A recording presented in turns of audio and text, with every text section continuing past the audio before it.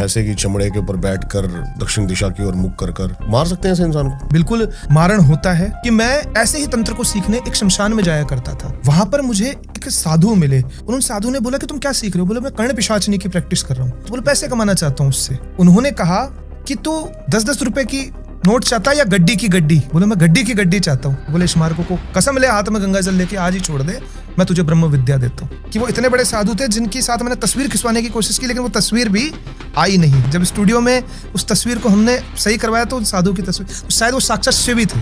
मैंने जब शिव विद्या के हवन किए, मैंने वृंदावन के अंदर किया, मानसरोवर करके एक जगह है, रात को बैठ के जब मैं हवन करता था तो एक साथ जैसे कोई 200 लोग उस कुंड में कूद रहे हैं। पेड़ जोर जोर से हिलने लग जाते थे, कुत्ते एक साथ रोने लग जाते थे। मैंने खूब अनुभव किया है। एक बार मैं हिमालय के पास में गौतमी नदी के तट पर मैंने हवन किया था श्री विद्या का। मेरा भाई मेरे साथ था, फोटोज ली और फोटोज में वो चीज दिखाई दे रही है कि नाभि से कोई ऊर्जा निकल रही है और वो चारों ओर चक्र बना दे रही है। वो फोटोज मेरे पास आज रखी हुई है। हरे कलर का कोई मुझे साक्षात दिखाई दे रहा है वहां पर, लेकिन कोई डर नहीं लग रहा है, दिव्य अनुभूति हो रही है। इससे पता लग रहा है कि कोई सकारात्मक ऊर्जा है वो। मतलब आपकी नजरों में है क्या वैसे तंत्र? एक्चुअली तंत्र व्यवस्था है। अध्यात्म में जो तंत्र शब्द है ना, ईश्वर को प्राप्त करने का सर्वोच्च मार्ग है कलयुग के अंदर। क्यों? रामचरितमानस के अंदर आप देखिए, प्रारंभ करते गोस्वामी तुलसीदास जी लिख रहे हैं, उद्भव स्थिति संहार कारिणी क्लेश हारिणी, कि उद्भव स्थिति और संहार तीनों का कारण शक्ति है। तो उस शक्ति की उपासना, ऊर्जा की उपासना ही तंत्र है। परेशान क्यों है आजकल भक्त? सारा जो बोझ है वो खुद उठाया हुआ है, अपने ऊपर ही उठाया हुआ है, इसलिए परेशान है। अध्यात्म से कहता है कुछ नहीं करना है। भगवान कृष्ण अर्जुन से कह रहे हैं कि अनन्यास चिंतयन्तो माम ये जनाः पर्युपासते तेषां नित्यभियुक्तानां योगक्षेमं वहाम्यहम्। अनन्य भाव से तू मेरे शरणागत हो जा, फिर तेरा सारे भार का वहन मैं करूंगा। खुद वाक्य है भगवान के। तो मर जाने वाला मनुष्य, मिट जाने वाला मनुष्य, आज कितना वजन उठा सकता है ये मनुष्य? जरा जरा सी बात पे रो देने वाला मनुष्य अपने आप को इतना सामर्थ्यवान मान रहा है कि ये सारे बोझ अपने ऊपर उठा रहा है।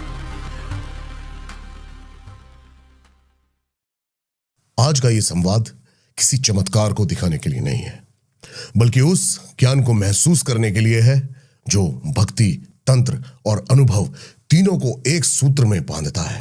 और इसी गहराई के साथ आज हमारे साथ मौजूद है आचार्य श्री विनायक जी, एक ऐसे अध्ययन और अनुभव से निकले हुए मार्गदर्शक जो भक्ति योग को जीवन में उतारते हुए तंत्र और ऊर्जा के रहस्यों को भी संतुलित दृष्टि से समझते हैं। यह पॉडकास्ट जरूर देखना, आपकी जीवन जरूर बदल देगा। अगर आपने अभी भी सब्सक्राइब इस चैनल को नहीं किया है तो गाइस बहुत कुछ मिस करने वाले हो। सारे लिंक्स आपको मिल जाएंगे डिस्क्रिप्शन में। चैनल को सब्सक्राइब कर लेना, बेल आइकन दबा देना। बहुत ही मजेदार सेलिब्रिटी के साथ पॉडकास्ट आने वाले हैं और सेलिब्रिटी के साथ जो हम बातें करने वाले हैं वो भी उसी की होगी। मतलब आपकी नजरों में है क्या वैसे तंत्र? एक्चुअली ब्रह्म, राक्षस, बेताल सिद्धि, प्रेत सिद्ध कर लेना। देखो, ये मन के, मैं कहूंगा, बहुत तरीके के उपद्रव है। तंत्र व्यवस्था है। तंत्र जैसे लोकतंत्र, राजतंत्र, वैसे अध्यात्म में जो तंत्र शब्द है ना, ये ईश्वर को प्राप्त करने का सर्वोच्च मार्ग है कलयुग के अंदर। लेकिन रेमेडीज को, टोटकों को लोगों ने तंत्र कहना शुरू कर दिया कि आप थोड़े से टोटके कर लो, नींबू मिर्ची और ये कर लो, आवाजें आ जाएंगी, आपको कुछ पता चल जाएगा, ये तंत्र हो गया। नहीं, तंत्र ब्रह्म विद्या है जिससे परमात्मा की प्राप्ति हो सकती है। अध्यात्म को व्यवस्थित कर देना तंत्र है। सनातन में क्या रोल है इसका? सनातन के अंदर मुख्य तंत्र है। गोस्वामी तुलसीदास जी तांत्रिक थे, आदि गुरु शंकराचार्य जी तांत्रिक थे। जो भी जिन्होंने भी योगदान दिया है सनातन के अंदर हमें, वह सब तंत्र के उपासक थे। क्यों? रामचरितमानस के अंदर आप देखिए, प्रारंभ करते गोस्वामी तुलसीदास जी लिख रहे हैं, उद्भव स्थिति संहार कारिणी क्लेश हारिणी, कि उद्भव, स्थिति और संहार तीनों का कारण शक्ति है। जो उद्भव होता है, जो स्थिति में रहता है और जो संहार में होता है, तीनों का कारण शक्ति है। शक्ति की उपासना से ही ये कार्य संभव हो पाते हैं। तो उस शक्ति की उपासना, ऊर्जा की उपासना ही तंत्र है। आपने जैसे शक्ति का जिक्र किया, बहुत सारे लोग कहते हैं, अब मैं काफी ज्यादा कंफ्यूज हूं इस चीज में। काफी लोग कहते हैं जो जननी है, शक्ति जो है वही सर्वश्रेष्ठ है। कई लोग कहते हैं जो परमात्मा है वो पिता, वो एक मेल एनर्जी है क्या? देखिए, मेल और फीमेल केवल भौतिक शब्द है। ऊर्जा मेल और फीमेल में नहीं है। त्वमेव माता च पिता त्वमेव है। हमारे माता भी तुम हो और पिता भी तुम हो। ये हम किससे कह रहे हैं? परम ब्रह्म परमात्मा हिरण्यगर्भ से, जहां से हम सब निकले हैं, जो हमारे भीतर है। एको हम बहुश्याम, में जो एक ही संकल्प करता है मैं ही बहुत हो जाऊं, ये वेद कह रहा है कि एकोम बहुश्याम है, वो एक ही बहुत हो रहा है, कोई अलग से नहीं आ रहा है कि कोई अलग से पुरुष है, कोई अलग से शक्ति होगी, नहीं, वो एक परब्रह्म परमात्मा जो ऊर्जा का पुंज है, वो अपने संकल्प और माया शक्ति के साथ वही पुरुष के रूप में हमें दिखाई देता है, वही स्त्री के रूप में हमें दिखाई देता है। लेकिन अगर जब हम गर्भ की बात करते हैं तो क्योंकि गर्भ से ही सब उत्पन्न होता है, इसीलिए वहां पर हम भगवती और शक्ति का जिक्र करते हैं कि उसी आदि पराशक्ति से सब निकला है। तो शक्ति का मतलब यहां पर स्त्री से नहीं है, शक्ति का अर्थ यहां पर ऊर्जा से है। ऊर्जा से है। हाँ जैसे कि अपने सनातन में बहुत सारे लोग मुझे लगता है फंसे पड़े हैं जी, कि इतने करोड़ देवी देवता है ये, और अभी आप बात कह रहे हैं कि एक ही है।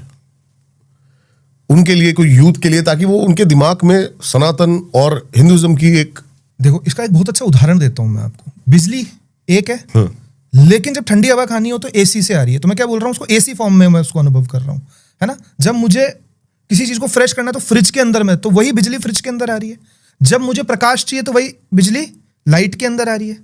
जब मुझे हवा चाहिए तो वही बिजली पंखे के अंदर आ रही है। तो केवल इंस्ट्रूमेंट ही तो अलग है, अलग अलग उपकरणों के माध्यम से हमें कौन सुविधा दे रहा है, वह एक बिजली। तो क्या हम कहेंगे कि एसी ही सत्य है, क्या फ्रिज ही सत्य है, क्या टीवी ही सत्य है? नहीं, वह ऊर्जा सत्य है। जो जिस अवस्था में मुझे वो चाहिए, मैंने उस अवस्था को पकड़ लिया। मैं उसे एसी के रूप में अनुभव करना चाहता हूं तो मैंने बटन दबाया, एसी ऑन किया, तो वही ऊर्जा ने मुझे ठंडी हवा दी। जब मैं टीवी में कोई चलचित्र मनोरंजन देखना चाहता हूं तो वही बिजली मेरे टीवी के अंदर आई, मैंने अपना मनोरंजन किया। तो इसका मतलब ये थोड़ी हो गया कि एक ही उपकरण सही है। अनेक अनेक हमारे भाव के कारण वो इतनी कृपालु है, इतनी दयालु है, दयानिधि है, सबसे बड़ा गुण है। हमें डरने की आवश्यकता ही नहीं। इंसान जो डरा हुआ है ना अध्यात्म के अंदर, बिल्कुल डरने की जरूरत नहीं। कृपा निधान है, उनका विधान मंगलमय है, उसके मार्ग पे चलने से केवल मंगल होगा। सिर्फ करना क्या है, खुद को शरणागत। अर्जुन को क्या कहा भगवान कृष्ण ने? पहले के 6 अध्याय में बताया भगवान ने उसको कर्मयोग, 6 से 12 में बताया उसको ज्ञान योग। तू कर्म कर, तेरा मन निर्मल हो जाएगा। मन निर्मल होने के बाद तू ज्ञान की प्राप्ति कर। 12 से 18 में क्या बताया? भक्ति योग, अब तू भक्ति कर। और अंत में क्या कह दिया कि अब तू सब सर्वधर्मान् परित्यज्य माम् एकं शरणं। तू ये जो बताया सब छोड़ दे, तू सिर्फ मेरे शरणागत हो जा। तेरे को कुछ करना ही नहीं है, क्योंकि तू करने वाला है ही नहीं। तुझे सिर्फ यह भ्रम है कि तू कर रहा है, तू केवल देख रहा है, तू दृष्टा है। तो परेशान क्यों है आजकल भक्त? बहुत परेशान है। सारा जो बोझ है वो खुद उठाया हुआ है, अपने ऊपर ही उठाया हुआ है, इसलिए परेशान है। मंदिर में जाना है तो भीख मांगनी है, इसलिए परेशान है। परेशानी का कारण सबसे बात ही समझनी पड़ेगी, हमारी क्षमता क्या है। हमने हमारी क्षमता से ज्यादा कार्य हमारे सिर पे ले रखे हैं और जिसकी चिंता करने की हमें आवश्यकता नहीं है। कितनी आयु है आज? एवरेज 70 से 80 वर्ष एक व्यक्ति जी रहा है। अच्छा, 70-80 वर्ष जीने वाला और एक दिन मर जाने वाला ये शरीर कितना सामर्थ्य रखता है? क्या कर लेगा? जो युगों युगों से तुम्हारे पूर्वज जिस दुख को नहीं मिटा पाए, तुम कुछ करके उसको मिटा दोगे क्या? अध्यात्म में सिखाता कुछ नहीं करना है, कुछ करना तो अध्यात्म सिखा ही नहीं रहा। भगवान कृष्ण अर्जुन से कह रहे हैं कि अनन्यास चिंतयन्तो माम ये जनाः पर्युपासते तेषां नित्यभियुक्तानां योगक्षेमं वहाम्यहम्। अनन्य भाव से तू मेरे शरणागत हो जा, फिर तेरा सारे भार का वहन मैं करूंगा। खुद वाक्य है भगवान के। तो मर जाने वाला मनुष्य, मिट जाने वाला मनुष्य, छोटे से हार्ट अटैक से अपने जीव शरीर को छोड़ देने वाला मनुष्य, आज कितना वजन उठा सकता है ये मनुष्य? जरा जरा सी बात पे रो देने वाला मनुष्य अपने आप को इतना सामर्थ्यवान मान रहा है कि ये सारे बोझ अपने ऊपर उठा रहा है कि अपने बल से वो इससे पार हो जाएगा। नहीं, देवी एषा गुणमयी मम माया दुरत्यया। ये जो माया है ना, ये ईश्वर की शक्ति है। इससे तुम तुम्हारे सामर्थ्य से नहीं जीत सकते, तुम्हारा बल इसको कभी नहीं हरा सकता। इसीलिए इस कलयुग के अंदर मैं प्रत्येक युवा को कहूंगा, प्रत्येक सनातनी को कहूंगा, प्रत्येक भारतवासी को कहूंगा, और विश्व के अंदर भी जो सनातन के मार्ग पे चल रहे हैं उन्हें कहूंगा कि शरणागति ही एक मार्ग है। भगवान खड़े हैं नाव लेकर कि मैं पार करवा दूंगा। बिल्कुल सही। लेकिन मनुष्य कह रहा नहीं मैं तैर के करूंगा। तो तैर के करेगा तो तुझे बेल भी मिलेगी, मगरमच्छ भी मिलेंगे, सब मिलेंगे। क्षमता नहीं है हमारी, हमें ताकत नहीं, हमें बल नहीं, समर्पण भाव भी नहीं है। आज के टाइम पे मांग है, समर्पण प्रेम नहीं है भगवान के प्रति। जब मनुष्य गहराई से इस बात को सोचेगा ना कि मैंने आज चलो 30 वर्ष की 32 वर्ष की आयु प्राप्त कर ली है ना, क्या मिल गया मुझे? ऐसी बिजनेस भी किया, व्यापार भी किया, धन दौलत भी देखी, सब कुछ भी देखी, लेकिन संतुष्टि नहीं है, शांति नहीं है। जो व्यक्ति सफल नहीं हुआ है उसे ही लगता है कि सफलता में कुछ है। जो सफल हो गए उनसे पूछो जाकर आप, क्या तुम्हारा लक्ष्य केवल इतना है कि इस गंदगी फेंकने वाले शरीर की पूर्ति तुम कर लो? जो मलमूत्र फेंकता है ये शरीर, केवल किसको प्रसन्न कर देना तुम्हारा लक्ष्य है, जो मिट जाएगा, जो जल जाएगा, और तुम्हें पता भी नहीं होगा कि तुम इस नाम से इस शरीर में कभी थे जब तुम अगले जन्म लोगे, तो फिर तुम किसके लिए कर रहे हो? लक्ष्य क्या है? देखिए, दो चीज है, एक है कर्तव्य और लक्ष्य, दोनों को हमें समझना होगा। कर्तव्य वो है जो हम बिना फल की इच्छा के निभा रहे हैं, वो हमारा कर्तव्य है, हमें फल की इच्छा नहीं करनी है। जैसे माता पिता की सेवा करना आपका कर्तव्य है, इस राष्ट्र के लिए कुछ करना आपका कर्तव्य है, एक अच्छा भोजन पानी व्यवस्था अपने शरीर को देना ये आपका कर्तव्य है, लेकिन ये आपका लक्ष्य नहीं है। आपका लक्ष्य मुक्त होना है, परमात्मा को प्राप्त करना है, इस आवागमन से दूर जाना है। तो इस कर्तव्य और लक्ष्य के भेद को जब युवा समझ जाएगा तो सही मार्ग पे चलेगा, उसे संशय करने की आवश्यकता नहीं है। परमात्मा कभी संशय में नहीं मिलता, वो पूर्ण विश्वास में मिलता है।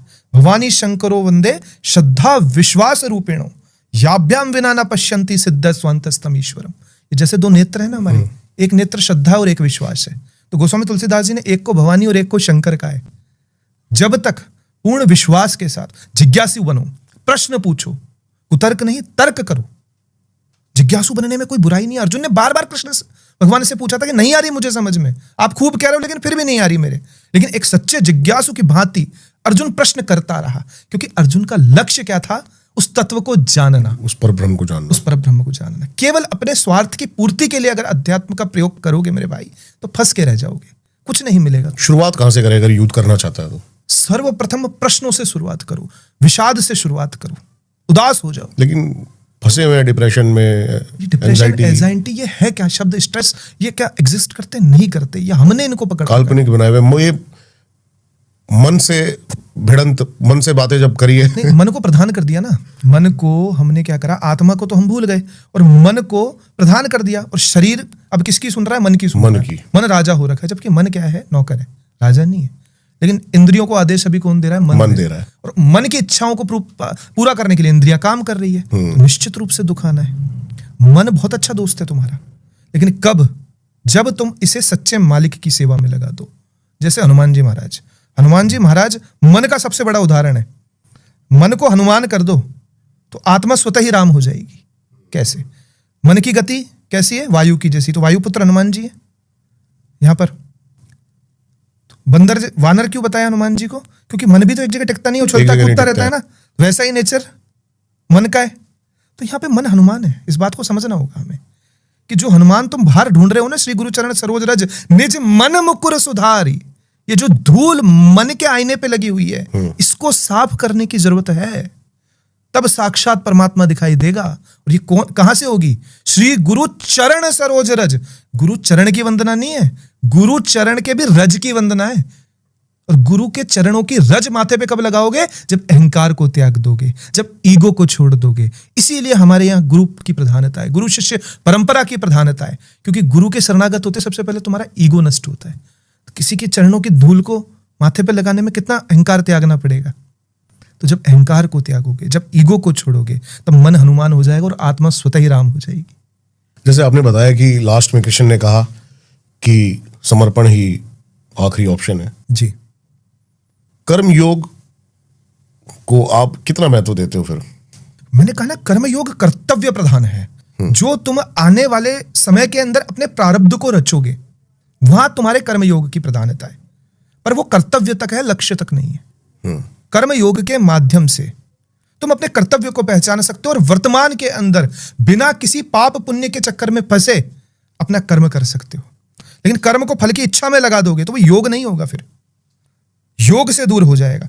फल की इच्छा में जैसे ही तुमने कर्म को लगाया, वह कर्म तुम्हारे मन के अंदर रिकॉर्ड हो गया, चित्त के अंदर रिकॉर्ड हो गया। अब अवश्यमेव भोक्तव्यम कृतम कर्मम शुभाशुभम, और शुभ और अशुभ कर्म के भोक्ता बन जाओगे वहां पर। इसीलिए कर्म योग को केवल कर्तव्य भाव से करो, और वह कब हो पाएगा?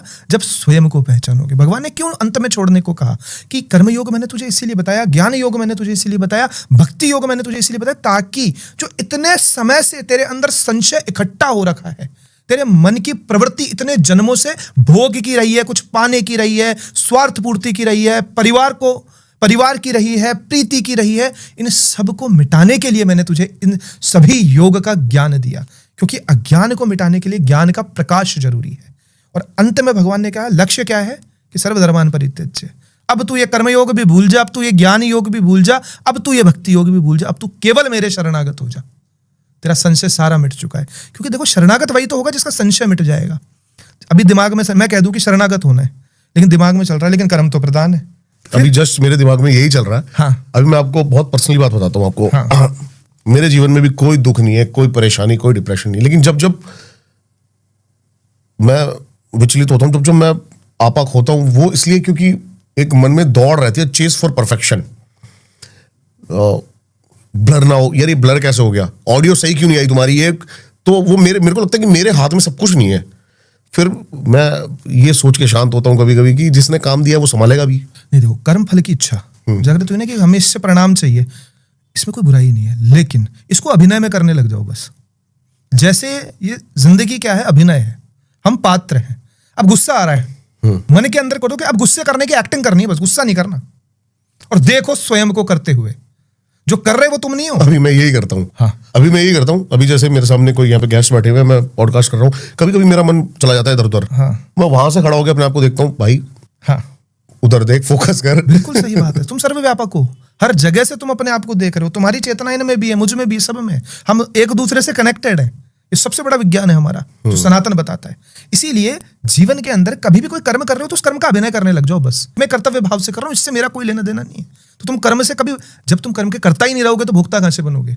तुम कर्म कर रहे हो, उस कर्ता भाव से खुद को जोड़ रहे हो, इसलिए तुम भोक्ता भी हो। फिर कोई कर्म को किया, तुमने किया, तब उसके परिणाम से दुख भी तुम्हें होता है, सुख भी तुम्हें होता है, परेशानी भी तुम्हें होती है।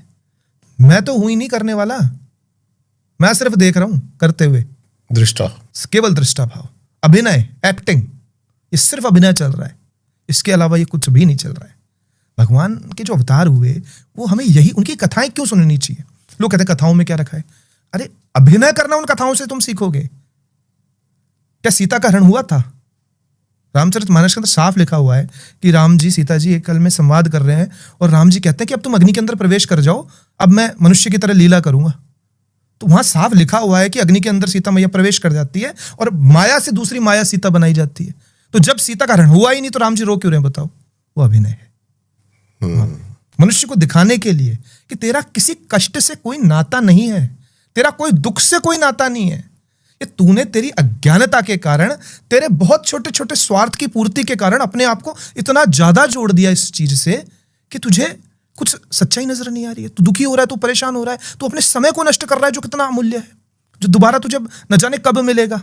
ये कथाएं ये बताती है हमें, ये शिक्षा देती है। इसलिए सनातन की कथाओं का प्रचार होना चाहिए। अरे भगवान कृष्ण से ज्यादा परेशानी आएगी जीवन में है? लेकिन दोनों कथाओं में फंस जाता है बंदा। यहाँ पे जैसे रामचरितमानस पढ़ता है तो उसको लगता है कि सबके आगे मतलब त्याग ही, राम ने सब कुछ त्याग दिया, वनवास में चले गए। लेकिन कृष्ण कुछ और सिखाते हैं। नहीं, दोनों एक ही चीज सिखा रहे हैं। आप देखो, राम ने जो किया वो करो, कृष्ण ने जो कहा वो करो, है ना। कृष्णम वंदे जगत गुरुम, वहां पे गुरु बनकर कृष्ण आए। तो कृष्ण ने क्या कहा? गीता कहा, उद्धव गीता कहा, उसके माध्यम से मनुष्य को शिक्षा दी। और भगवान श्री राम ने क्या किया? अपने आचरण के माध्यम से शिक्षा दी। इसलिए राम ने जो किया वो करो और कृष्ण ने जो कहा वो करो। दोनों के इस भेद को हमको समझना पड़ेगा कि 14 वर्ष का स्ट्रगल, मतलब हम हमारी लाइफ के अंदर 14 इयर्स स्ट्रगल करें। आज का युवा अपने करियर के अंदर कि वो पहले चुनौतियों को देखे, वन में जाए। वन का अर्थ हो गया कि हमारी फील्ड में जाए। वहां पर हम देखेंगे कि हमारे सामने क्या क्या प्रॉब्लम्स आ सकती है। और कई ऐसे लोग हैं जो निस्वार्थ भाव से हमारी सहायता करना चाहते हैं, जैसे केवट। हमें जाकर विभीषण को भी देखना चाहिए कि एक व्यक्ति ऐसा है जो कितनी नेगेटिविटी के अंदर भी कितना पॉजिटिव है, उससे वहां पे हमें देखना। और फिर वापस आकर जब अयोध्या आते तो राज तिलक होता है ना। तो वो 14 वर्ष का स्ट्रगल हमें समझना होगा कि राजा बनने के लिए, अगर आप राजा बनना चाहते हो, सक्सेसफुल होना चाहते हो, तो एक वो 14 इयर्स के स्ट्रगल को एज ए सिंबल अपनी लाइफ के अंदर मानो कि पहले त्याग करना सीखो, पहले उस लायक बनो। First you deserve, then you desire. हम क्या कर रहे हैं? First we desire and deserve तो हम कर ही नहीं रहे। तो राम ने यही चीज सिखाई कि हमें डिजर्व पहले करना है, फिर हमें हमारी डिजायर को करना है।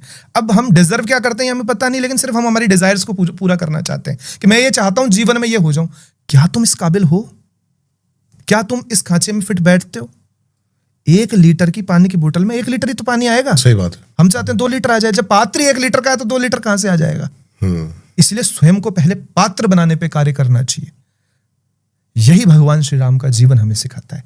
भगवान श्री कृष्ण का जीवन, भगवान श्री कृष्ण का जन्म कैसी परिस्थितियों में हुआ कि पैदा होते मर जाने का खतरा। फिर छोटे से जीव पे कितने राक्षसों ने खतरा की। फिर कालिया नाग क्या? मन को नियंत्रित करना, इंद्रियों के 5 फनों के ऊपर नाचना। ये जब उठे तब कृष्ण की तरह डांस करो, नटवर बन जाओ वहां पर। किन पे? इन इंद्रियों पर, 5 इंद्रियों पर। तो अपने आप तुम्हारा मन कंट्रोल होगा। त्याग कि जीवन में आगे बढ़ना है तो तुम्हें पता है ब्रजवासी तुमसे प्यार करते हैं, लेकिन तुम्हारे कर्तव्य को पूरा करने के लिए, जिसलिए तुम्हारा जन्म हुआ है, तुम्हें थोड़ा इमोशन से आगे जाना पड़ेगा। तुम्हें रोते हुए ब्रजवासियों को छोड़कर जाना होगा, तब जाकर तुम आगे गीता का ज्ञान दे पाओगे। तब जाकर तुम आगे कुरुक्षेत्र के अंदर एक ऐसी लीला रच पाओगे जो पूरे विश्व के अंदर शाश्वत ज्ञान बन के उभरेगी। यह भगवान श्री कृष्ण के जीवन से हमें सीखने को मिलता है। और भगवान श्री कृष्ण के जीवन ने सारे वेद पुराण सबको एक तरफ करके प्रेम की लीला को समझाया कि प्रेम क्या है। प्रेम शरणागति प्रेम है, अनन्य भाव प्रेम है। भगवान ने अपने मित्र उद्धव से कहा कि उद्धव, भक्त मुझसे एक कदम हमेशा आगे, मैं भक्त से हमेशा एक कदम पीछे हूं। उद्धव ने कहा क्यों? क्यों? मेरा भक्त मेरे प्रति अनन्य है, लेकिन मैं उसके प्रति अनन्य नहीं हो पा रहा हूं। वो तो मुझे अकेले को चाहता है, लेकिन मैं तो कितनों को चाहना पड़ रहा है, तो मैं अनन्य नहीं हूं अपने भक्त के लिए। तो यहां भक्त मुझसे एक कदम हमेशा आगे रखता है। तब इस कृष्ण की अनन्यता को पूर्ण किसने किया? भगवती श्री राधा ने।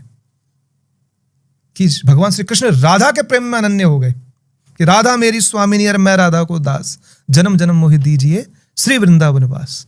तो ये जो श्री राधा श्री राधा श्री राधा सब आज करते हैं, राधा राधा बहुत चलता है। राधा तत्व क्या है? कौन है श्री राधा? कोई कहता है कि राधा जी से विवाह हो गया था, वो राधा है ना। कृष्ण की भी आत्मा राधा है, धारा जो उनके अंदर बह रही है, प्राण है। कृष्ण की भी आत्मा है। और तंत्र मार्ग से अगर इसको समझना चाहें तो भगवती काली तो कृष्ण है और भगवती ललिता त्रिपुर सुंदरी राधा है, जो श्रीयंत्र में वास करती है। वही जानकी है, वही सीता है, जो भगवान की आह्लादिनी शक्ति है। तो काली तो हुई यहां पर कृष्ण और ललिता त्रिपुर सुंदरी हुई राधा। यही सबसे बड़ा रहस्य है। इसीलिए स्वामी ने कहा है, जिन्होंने अपने 5 नखों से विष्णु अवतार प्रकट कर दिए थे, अपने हाथ के 10 नखों से 10 विष्णु अवतार को प्रकट कर दिया था भंडासुर से जब युद्ध हुआ था ललिता त्रिपुर सुंदरी का। तो राधा जी की स्तुति के अंदर भी यही आता है। 10 महाविद्याओं के पर आते हैं थोड़ा सा, क्योंकि आपने तंत्र का नाम लिया। लोगों पे वशीकरण कर देना, ब्लैक मैजिक कंट्रोल में कर लेना, किस हद तक पॉसिबल है, या फिर ये सभी भी अभी भी देखो एनर्जीज का खेल है? बिल्कुल है, निश्चित रूप से है। हम हमारी फ्रीक्वेंसी से, हम हमारी एनर्जी से चीजों को प्राप्त कर रहे हैं। और आज हमें जो ऊर्जा, कॉस्मिक ऊर्जा से ये शरीर चल रहा है। तो तंत्र एक टेक्निक है, जहां पर मैं कहूंगा बहुत निम्न स्तर का तंत्र है। ये जो वशीकरण, उच्चाटन, मोहन, मारण, ये जो है ये बहुत निम्न स्तर का, और इसका व्यक्ति को इतना भोगना पड़ता है। जो भी लोग इस प्रकार के कृत्य करते हैं ना, वो आध्यात्मिक नहीं है, वो स्वार्थी है। कभी भी हमें इस मार्ग पर नहीं जाना चाहिए। ये तंत्र की कैटेगरी में ही नहीं आता है, ये टोटकों की कैटेगरी में आता है। इसे तंत्र कहना ही गलत है। तंत्र लेकिन पॉसिबल है, निश्चित रूप से पॉसिबल है, निश्चित रूप से पॉसिबल है। लेकिन ये किन पर असर करेगा? जो पूर्ण रूप से आज अध्यात्म के अंदर नहीं जुड़े हुए हैं, जिनके पास कोई उपासना नहीं है, जिनके पास कोई साधना नहीं है, जिनके पास गुरु कृपा नहीं है, जिनका मन कमजोर है। क्योंकि ये भौतिक प्राप्ति की चीजें हैं, और जो मनुष्य भौतिकता में ज्यादा उलझा हुआ है, ये उसी पर असर करता है। जो व्यक्ति आज भौतिकता से परे है, अपने ध्यान को और मन को जिसने गोविंद के चरणों में लगाया हुआ है, उस पर ये कोई काम नहीं करेगा। न उच्चाटन, न मोहन, न मारण, ये कुछ काम नहीं करेगा। लेकिन जिसका भरोसा संसार पे, उस पर ये सब काम करेगा। उसको वो मार भी सकता है, उसका वो उच्चाटन भी कर सकता है, क्योंकि तुम्हें भरोसा इस भौतिकता पे, इस संसार पे। तो इस संसार के अंदर जो निम्न स्तर की शक्तियां हैं, वो तुम्हारा निश्चित रूप से बिगाड़ेगी। तुम्हें उनसे प्राप्त भी होगा, तुम्हें उनसे नुकसान भी होगा। लेकिन जब तुम इस भौतिकता को छोड़ दोगे और अपने मन को आध्यात्मिकता में लगा दोगे, तो तुम पे ये किसी भी प्रकार का प्रयोग काम नहीं करेगा।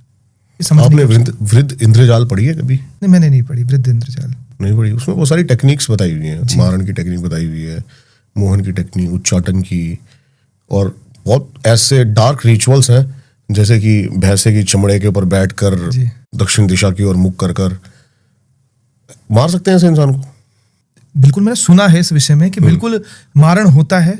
आज भी आप गंगा वगैरह में जाओ तो साबर मंत्र के साथ लोग पर्चियों के साथ बांध के स्नान करते हुए आत्मा आ जाती है, व्यक्ति का नाम लिखा रहता है, उस पर कोई साबर मंत्र लिखा रहता है। लेकिन जो भी हमने गुरुजनों से सुना है, महात्माओं से सुना है कि इस और व्यक्ति को कभी कहीं नहीं जाना चाहिए। एक संत ने मुझे बताया था कि मैं ऐसे ही तंत्र को सीखने एक शमशान में जाया करता था। अच्छा। हाँ, वहां पर मुझे एक साधु मिले। उन्होंने साधु ने बोला कि तुम क्या सीख रहे हो? बोला मैं कर्ण पिशाचनी की प्रैक्टिस कर रहा हूँ, मैं कर्ण पिशाचनी को सिद्ध करना चाहता हूँ। आजकल बड़े ट्रेंड में चल रही है। हाँ, तो बोले पैसे कमाना चाहता हूँ उससे। तो वो बड़े सिद्ध साधु थे और वो ज्ञानगंज के साधु थे, सिद्धाश्रम के। उन्होंने कहा कि तू 10-10 रुपए की नोट चाहता है या गड्डी की गड्डी? बोले मैं गड्डी की गड्डी चाहता हूँ। बोले इस मार्गो को कसम ले, हाथ में गंगा जल लेके आज ही छोड़ दे, मैं तुझे ब्रह्म विद्या देता हूँ। फिर उन संत को श्री विद्या से उन्होंने दीक्षित किया। तब उन्होंने ये अनुभव मुझे बताया कि वो इतने बड़े साधु थे जिनके साथ मैंने तस्वीर खिंचवाने की कोशिश की, लेकिन वो तस्वीर भी आई नहीं। जब स्टूडियो में उस तस्वीर को हमने सही करवाया तो उस साधु की तस्वीर, तो शायद वो साक्षात शिव ही थे, उनका कहना था। तो उनके वाक्य थे कि ये जो तू कर रहा है ये सब 2-2 रुपए के सिक्के हैं, इसमें पढ़ने की आवश्यकता नहीं है। ये कर्ण पिशाचनी, योगिनी, अप्सराएं, मारन, मोहन, उच्चाटन, ये सब जो जीव की आत्माएं किसी योनि के अंदर भटक रही है। देव क्या है? देव भी योनि है। यक्ष क्या है? यक्ष भी योनि है। भूत प्रेत क्या? ये भी योनि है। परमात्मा थोड़ी है। फिर उन साधु ने उस संत को श्री विद्या से दीक्षित किया, महाविद्या से दीक्षित किया, तू ब्रह्म विद्या कर। जब तुम सुप्रीम कोर्ट में बैठेगा तो कोई कांस्टेबल तेरा कुछ नहीं कर सकता। बिल्कुल सही बात। जब तुम सुप्रीम कोर्ट में बैठे हो तो ये कांस्टेबल तुम्हारा क्या करेगा? क्या बिगाड़ देगा? कुछ भी नहीं बिगाड़ सकता। आपके कभी कोई ऐसे खास एनकाउंटर्स? मैंने जब श्री विद्या के हवन किए, मैंने वृंदावन के अंदर किया। मानसरोवर करके एक जगह है वृंदावन के अंदर ही, वहां पे राधा रानी का कुंड है। रात को बैठ के जब मैं हवन करता था तो एक साथ जैसे कोई 200 लोग उस कुंड में कूद रहे हैं। आवाजें आती थी? आवाजें आती थी, पेड़ जोर जोर से हिलने लग जाते थे, कुत्ते एक साथ रोने लग जाते थे। मैंने खूब अनुभव किया है। एक बार मैं हिमालय के पास में गौतमी नदी के तट पर मैंने हवन किया था श्री विद्या का। मेरा भाई मेरे साथ था, फोटोज ली और फोटोज में वो चीज दिखाई दे रही है कि नाभि से कोई ऊर्जा निकल रही है और वो चारों ओर चक्र बना दे रही है। वो फोटोज मेरे पास आज रखी हुई है और हरे कलर का कोई मुझे साक्षात दिखाई दे रहा है वहां पर, लेकिन कोई डर नहीं लग रहा है, दिव्य अनुभूति हो रही है। इससे पता लग रहा है कि कोई सकारात्मक ऊर्जा है। वो कोई डार्क कभी एनर्जी से आपका आमना सामना? नहीं, मैं बचपन से ही मैंने भगवान की भक्ति इतनी की है, ब्रह्म विद्याओं को इतना किया है कि कभी भी मुझे डर, डार्क एनर्जी ऐसा कभी अनुभव नहीं हुआ। मैंने भानगढ़ के किले के अंदर पूरी रात शूट किया है। मैंने 3 रातें रुका हुआ उस किले में। वहां भी कोई अनुभव नहीं हुआ, किसी भी प्रकार का कोई अनुभव नहीं हुआ। और कभी मन में डर भी नहीं रहा, क्योंकि साधनाओं से इतने जुड़े हुए थे, उपासनाओं से इतने जुड़े हुए थे कि परमात्मा पर अटूट विश्वास। अभी आपके पास ऐसे लोग आते हैं जो ग्रस्त हैं प्रेत बाधाओं से? हाँ, आते हैं लोग, संपर्क भी करते हैं, पूछते भी हैं कि इसका निवारण कैसे होगा। तो जो प्रयोग हम बताते हैं उसके बाद उनको लाभ हो जाता है। क्या है प्रयोग? मैं तो सबसे अच्छा प्रयोग हनुमान चालीसा का बताता हूँ। ठीक है। हाँ, कि तिल के तेल के अंदर 5 बत्ती का दीपक जलाओ और 7 हनुमान चालीसा नित्य करो। क्योंकि गोस्वामी तुलसीदास जी ने उसमें साक्षात लिखा हुआ है। मैं उनको कोई कॉम्प्लिकेटेड कृत्य के अंदर फंसाऊं कि तुम ऐसा करो वैसा करो, इससे उनके अंदर भी मलिनता आएगी। इसलिए सात्विक मार्ग ही सबसे बड़ा मार्ग है जो तमस को खत्म करता है, तामसिक प्रवृत्तियों को खत्म करता है। और किसी के कोई बहुत ज्यादा है तो फिर उसके लिए काली तंत्र हम स्वयं करते हैं, उसके लिए महाकाली का प्रयोग हम स्वयं करते हैं, उसके लिए फिर महागणपति का मोदकार्चन प्रयोग हम खुद करते हैं, ललिता सहस्रनाम का प्रयोग हम स्वयं करते हैं। लेकिन हम सात्विकता से ही उसको काटते हैं। हम वाम मार्ग के अंदर या गलत कोई भी ऐसा मार्ग जो व्यक्ति को संशय में डाल दे उसमें हम नहीं जाते हैं। मेरे पास हर तरह के तांत्रिक और वामाचार से भी बहुत सारे लोग आ चुके हैं। वो उसी को सर्वप्रथम मार्ग बताते हैं भगवती को प्राप्त करने के लिए। जैसे उन्होंने बताया मुझे कि दुर्गा काली चंडी पाठ में भी बहुत सारा जिक्र है और 10 महाविद्याओं में भी तामसिक क्रियाओं का बहुत माँ कामाख्या ले लीजिए आप, बहुत सारी चीजें। निश्चित है, मैं आपसे कह रहा हूं, निश्चित है। वाम मार्ग को मैं गलत मार्ग नहीं कह रहा है, लेकिन क्या करने वाले वो लोग बचे हैं? अब क्या मन पर वो नियंत्रण व्यक्ति के है कि आज 5 मकारों से वो साधना कर सके? हम आज केसेस देख रहे हैं कि लोग वाम मार्ग का सहारा लेकर कैसे कृत्य करते हैं, जिस कारण से तंत्र बहुत ज्यादा बदनाम हो गया। और जो देखो व्यक्ति यह कहता है कि यही सर्वोच्च मार्ग है, परमात्मा का कोई मार्ग निम्न और सर्वोच्च नहीं होता। जहां पर आपका लक्ष्य भगवती को पाना है, भगवती को पाने का सबसे उच्च मार्ग में आज मैं बता देता हूं, शिशु भाव। शिशु भाव, शिशु भाव। जो बच्चा सिर्फ अपनी मां पर डिपेंड है, एक मां के 2 बच्चे, एक खिलौने से खेलने में व्यस्त है, दूसरा रो रहा है, चिल्ला रहा है, माँ के लिए व्यतीत हो रहा है, विचलित हो रहा है, तो माँ किसकी ओर पहले जाएगी? जो रो रहा है। जो रो रहा है वो देखे कि दूसरा बच्चा है तो अभी मेरा खिलौनों में व्यस्त है, जैसे संसार है, जिसे संसार के खिलौने मिल गए, दूसरे बच्चे संसार के खिलौनों में व्यस्त है। और जो माँ के लिए रो रहा है, जिसे माँ चाहिए, जो पूरा डिपेंड माँ पे है, उसे माँ सबसे पहले गोद में उठाएगी। इसीलिए तंत्र की बहुत उपासना की, सारे मार्गों को देखा, सारे प्रयोगों को देखा। जो आपने जवाब दिया, मैंने यही जवाब देता हूं उनको। हाँ। कि मैं कहता हूं कि मुझे तो ऐसा लगता है कि भगवान जो है वो भाव का भूखा है। निश्चित रूप उसको से। चाहिए ही नहीं बकरा, उसको चाहिए ही नहीं कुछ, भाव का भूखा है वो। लेकिन वामा मार्ग में कहते हैं कि ये शक्ति को वचनों में बांध लेते हैं, फिर उनके अकॉर्डिंग वो शक्ति काम करती है। वो बहुत निम्न स्तर की शक्तियां होती है, जिनको जो भी अनुभव ये वाम मार्ग के अंदर लोगों को हो रहा है ना, कि हमने शक्ति को बांध कर, उनको भ्रम हो रहा है। उनका काम ये प्रत्यक्ष शक्तियां ही कर रही है। ब्रह्म को तुम बांध सकते हो, असाध्य को तुम साध सकते हो। यही गलती दुर्योधन कर रहा था ना भगवान कृष्ण के सामने। वही मेरे दिमाग में ख्याल आया अभी जस्ट। कैसे बांध सकते सोने को साध क्या सकता है, वो मुझे बांध क्या सकता है। मुझे बांध क्या सकता है? तुम भगवती पराम्बा पराशक्ति को बांध लोगे, और मतलब जो तुम्हें ज्ञान दे रही है उसे स्वयं भगवान ब्रह्मा विष्णु महेश भी नहीं जानते। वो आदि पराशक्ति के विषय में जो कहता है ना कि हम जानते हैं और वश में नहीं, वो तंत्र मार्ग को ही नहीं जानते। माँ को जानना है तो शिशु बन जाओ, बस। माँ को प्राप्त करने के लिए हृदय से रुदन करो, निश्चित रूप से वो तुम्हें गोद में उठाएगी। वो हमारी माँ है। हमें, मेरी माँ को वचनों में, मुझे भोजन चाहिए तो मुझे वचनों में बांधने की आवश्यकता नहीं है। ये भ्रमित मार्ग है, ये छोटी प्रेतिक शक्तियां हैं जो अपने लोभ लालच को पूरा करने के लिए व्यक्ति को छोटा मोटा चमत्कार दिखा देती है। क्या ब्रह्म चमत्कार के अधीन है? नहीं, कोई आवश्यकता नहीं है उस ब्रह्म को अपने अस्तित्व को बताने के। चमत्कार कर ही रहे हैं, निश्चित रूप से। जो हम सांस ले रहे हैं भी एक चमत्कार ही है। जो घट घट के अंदर है, उसके सिवा जहां किसी का अस्तित्व ही नहीं है, भगवान के अलावा यहाँ कुछ है ही नहीं है। वही सब लीलाएं कर रहा है। तो उसको अपने अस्तित्व को बताने के लिए किसी चीज को अर्पित करने की आवश्यकता नहीं है, उसे किसी चीज को ग्रहण करने की आवश्यकता नहीं है। अगर भगवती की उपासना करना चाहते हो, चाहे तंत्र मार्ग से करना चाहते हो, चाहे भक्ति मार्ग से करना चाहते हो, तो अपने आप को शिशु भाव में बिल्कुल स्थापित कर लो। सबसे बड़ा ज्ञान यही है कि मैं कुछ नहीं जानता। जिसको ये पता लग गया ना, वो सबसे बड़ा ज्ञानी है। ब्रह्मा जी जब प्रकट हुए तो ब्रह्मा जी ने ये कहा कि मैं नहीं जानता ईश्वर को, मुझसे पहले क्या था मुझे क्या पता, मेरे बाद सृष्टि प्रवृत्त हुई है, लेकिन मैं भी तो नाभि से निकला हूं, तो मेरे से पहले क्या था मुझे भी नहीं पता। ये स्वयं ब्रह्मा जब स्वीकार कर रहा है तो ब्रह्मा से बड़े ज्ञानी हो तुम। क्या बात है। अभी मैंने कहीं पढ़ा था, अगर उसको पाना है परम ब्रह्म को, तो ज्ञानी नहीं पागल बन जाओ, मूर्खों को मिल जाता है वो। देखो, मैं आपसे पहले शुरू में कहा था ना कि वो प्राप्त है, वो अप्राप्त की प्राप्ति नहीं है, वो हमें प्राप्त है। वही है जो हमें प्राप्त है। जिस दिन ये विश्वास हो गया कि सिर्फ वही है जो हमें प्राप्त है, उस दिन उसके दर्शन भी हो जाएंगे। चित्रकूट के घाट की घटना जो मैंने आपको बताई थी कि सामने खड़े थे रघुनाथ जी, आए कि बाबा चंदन थोड़ा लगवा दो। वो दुखी थे, तुलसीदास जी रो रहे थे, बेटा क्यों मेरे से परेशान कर रहा है, इतने सारे बाबा बेटे, किसी से चंदन लगवा ले। तो अब तुम इतने परेशान क्यों हो? अरे बोलो, मैं इतनी साधना कर ली, तपस्या कर ली, मैं विरह में पागल हो रहा हूँ, रघुनाथ जी मुझे दर्शन ही नहीं दे रहे। तब तोता बनकर हनुमान जी वहां पर आए और उन्होंने ये चौपाई गाई कि चित्रकूट के घाट पर भई संतन की भीड़, तुलसीदास चंदन घिसे तिलक करे रघुवीर। तब तुलसीदास जी को एहसास हुआ कि ये मेरे सामने परमात्मा है।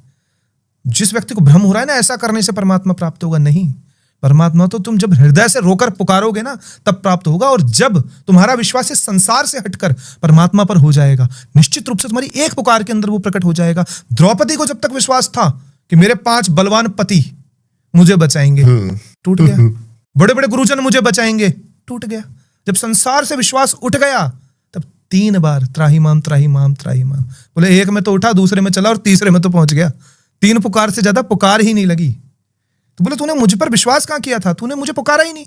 तुझे तो भरोसा था कि तुझे पांडव बचा लेंगे, तुझे भरोसा था ये गुरुजन बचा लेंगे। इनने अन्न खाया दुर्योधन का। ये सब पराधीन है। इसीलिए संसार से अपेक्षा करोगे तो निश्चित रूप से फेल हो जाओगे, रोगे, क्योंकि संसार का साम्राज्य ये खुद मर जाएगा। तुम किससे अपेक्षा कर रहे हो? मरने वालों से। मर जाएंगे सब 50 साल 80 साल में, और तुम इनसे अपेक्षा कर रहे हो ये मुझे सम्मान दे, ये मुझे खुशी दे। इनके पास, बेचारों के पास खुद के पास कुछ नहीं है। ये खुद अपने कर्म को भोगने यहां पर आए, भोग रहे हैं तभी तो मनुष्य है। और मनुष्य क्या सोच रहा है, इससे मुझे प्रेम मिल जाएगा। उसके पास प्रेम कहाँ है भाई? प्रेम उसके पास होता तो यहाँ भटक थोड़ी रहा होता। वो अपने कर्म को काटने के लिए यहाँ पे भटक रहा है। 4 5 10 ज्ञान उसको हो गया, वो सोचा कि भाई ये सिद्ध है, ये मुझे कुछ बता देगा। नहीं, वो सिद्ध नहीं है अभी। उसको खुद को नहीं पता करना क्या है। संत वो नहीं है जो तुम्हें कुछ दे, संत वो जो है वो छुड़वा दे। वो संत है जो तुम्हारे पास है वो भी तुम्हारा छुड़वा दे, वो सिद्ध है, वो संत है, वो गुरु है। संसार इकट्ठा करते जाओ, फिर आवागमन लगा रहेगा। तुम्हें थोड़ी पुत्र चाहिए, धन चाहिए, दौलत चाहिए, फिर प्राप्त कर लिया, फिर आज वो पुत्री अनाथ आश्रम में छोड़ के आ रहे हैं, वो धन ही तुम्हारी जान का दुश्मन बन रहा है। तो जिसे तुम प्राप्त करना चाह रहे हो क्या वो तुम्हारा है? एक बार बैठकर तो विचार करो कि ये तुम्हारा है ही नहीं। सिर्फ आनंद लो इसका, ये तुम्हारे पास खूब आएगा, देखना। तुम इसे इग्नोर करोगे ना और बेफिक्र होके चलोगे तो तुम्हारे पीछे दौड़ेगा, लेकिन तुम अभी इसके पीछे दौड़ रहे हो तो ये तुम्हारे आगे दौड़ रहा है, तुम्हें दौड़वा रहा है। आपने कर्ण पिशाचनी की बात करी थी अभी। कई लोग मानते हैं धीरेन्द्र शास्त्री जी के पास भी कर्ण पिशाचनी है, कितना सच है ये? देखो, मैं उनसे मिला नहीं कभी व्यक्तिगत, मैंने तो वो वीडियोस वगैरह में ही देखा। हाँ, लेकिन मुझे लगता है कि ये जो वो बताते हैं, जितना हमने पढ़ा है, वो कर्ण पिशाचनी के माध्यम से ही बताया जा सकता है। देखो, अब लोगों ने देखा नहीं था क्योंकि पहले सोशल मीडिया नहीं था। कर्ण पिशाचनी क्या है, हमारे गांव-गांव में लोगों ने, कई लोगों के पास होती थी, लेकिन अब सोशल मीडिया के माध्यम से ये विद्याएं बाहर आने लगी। लोगों ने देखा, कोई व्यक्ति अगर आप कहीं जाओ और कोई आपका नाम बता दे तो आप उससे प्रभावित हो जाओगे कि मैंने नहीं बताया, इन्हें कैसे पता चल गया। लेकिन ये सब विद्याएं पास्ट बताती है। बिल्कुल सही कह रहे हैं, फ्यूचर नहीं बता सकती, बता ही नहीं सकते। फ्यूचर में तो आपके वर्तमान कर्मों का भी योगदान होता है। तो आप वर्तमान में क्या कर्म करोगे, आपका विवेक क्या कहता है, ये तो कोई नहीं बता सकता। तो धीरेन्द्र शास्त्री जी के कई वीडियो में आजकल देख रहा हूँ, वो फोन पे बात करने वाले भी वायरल हो रहे हैं कि वो हनुमान जी से फोन पे बात कर रहे हैं। तो ऐसे वीडियो मैंने अभी लेटेस्ट देखे कि वो कोई प्लास्टिक यूं हाथ पे से फोन मिला रहे हैं कि हाँ महाराज प्रणाम, और पुराने वीडियोस जब वो प्रसिद्ध नहीं हुए थे। हाँ बिल्कुल सही कह रहे हैं आप। हाँ, वो एक छोटा सा पंडाल लगा हुआ है, कुर्सी पे बैठे हुए। हाँ। तो वो फोन पे भी बात करके बता रहे हैं। तो लोग, लेकिन वो हनुमान जी का गदा रख रहे हैं एक साथ, कर्ण पिशाच, दोनों चीजों का क्या कॉम्बिनेशन है? नहीं तो कर्ण पिशाचनी भी क्या योनि तो है। कर्ण पिशाचनी का मतलब थोड़ी कि हनुमान जी की उसमें नहीं आएंगी। तुलसीदास जी को हनुमान जी का पता बताने वाला ही प्रेत था कि हनुमान जी महाराज यहाँ मिलेंगे, तुम जाना। और राम कथा होती है, राम कथा के अंदर जो अंत के अंदर एक कोड़ी सा व्यक्ति है, सौल ओढ़ के बैठा रहेगा, बूढ़ा सा, वो लास्ट सबसे पहले आएगा और सबसे लास्ट में जाएगा, वही हनुमान जी महाराज है। तो हनुमान जी महाराज तो संगीयन के महादेव है, वो तो उनके तो गण है भूत पिशाच। तो कोई ऐसा थोड़ी है कि हनुमान जी के नाम से कर्ण पिशाचनी की सिद्धि वहां पर नहीं होगी। तो उनको कोई परेशान थोड़ी कर रही है, बाधा थोड़ी, उनके लिए तो लाभकारी है। वो पिशाच जो होते हैं वो योनि है, जैसे मनुष्य योनि है ना, वैसे ही पिशाच योनि है। जिसकी आत्म भटकी हुई है, जो कुकृत्य के अंदर रहा है, जिसकी इच्छाएं अधूरी रह गई, वो पिशाच और प्रेत योनि को प्राप्त हो जाता है। कई लोग जो थोड़े शक्तिशाली होते हैं वो यक्ष योनि को प्राप्त हो जाते हैं। जो जिसके कर्म और अच्छे होते हैं, उसको भोगने होते हैं, तो वो देव योनि को प्राप्त हो जाते हैं। तो ये सब योनियां हैं, वो भोग कर वापस मृत्यु लोक के अंदर आते हैं और फिर वह 84 लाख योनियों के अंदर भटकते हैं। इसलिए प्रेत कोई अलग से व्यवस्था इसे समझने की जरूरत नहीं है। अलग डायमेंशन के अंदर ही हमारी जीवात्मा ही भोग रही है। हनुमान और तांत्रिक हनुमान जैसे हमने वहां पे बिठाए हुए हैं, हाँ, क्या फर्क है इनमें? देखिए, कोई फर्क नहीं है।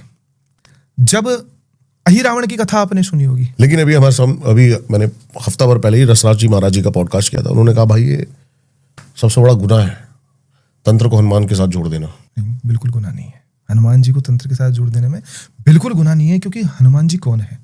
चारों युग प्रताप तुम्हारा। भगवान शिव ही हनुमान जी है और तंत्र के सबसे बड़े आचार्य हैं। भगवान शिव तत्व ही, रुद्र तत्व ही हनुमान है, और रुद्र को तंत्र से अलग कर देना, आप खुद सोचिए। सभी तंत्रों के वक्ता कौन है? तंत्र क्या है? भगवती पार्वती और भगवान शिव के बीच का संवाद। तो भगवान रुद्र, जो रुद्र तत्व स्वयं हनुमान जी महाराज हैं, उन्हें तंत्र से हम कैसे अलग कर सकते हैं? कभी भी नहीं कर सकते।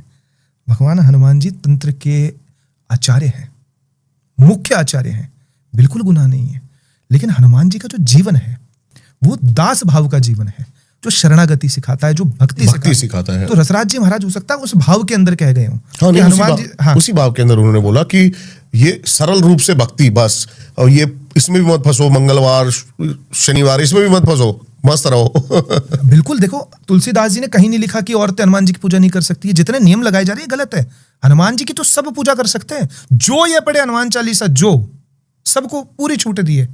तो ऐसा बिल्कुल भी नहीं है कि कोई प्रॉब्लम है। लेकिन तंत्र मार्ग के हनुमान जी के अंदर भी कोई प्रॉब्लम नहीं। पंचमुखी हनुमान की आप तंत्र के अंदर भी आराम से उपासना कर सकते हैं, पूजा। तंत्र को गलत मत मानो। सबसे पहली बात है, जो तंत्र को गलत तरीके से, अभी मैं जस्ट यही बोलने वाला था, जैसे आपने भगवा पहना हुआ है, हाँ, कई सफेद पहन रहे हैं, हाँ, कई पीला, कई काला, हाँ। तो काले जो है ना, उससे बहुत डरते हैं लोग। नहीं, क्या डरना। भगवान कृष्ण हमारे काले सांवरे हुए, हमारे राम भगवान ऐसे हुए, इसमें डरने की कोई आवश्यकता नहीं है।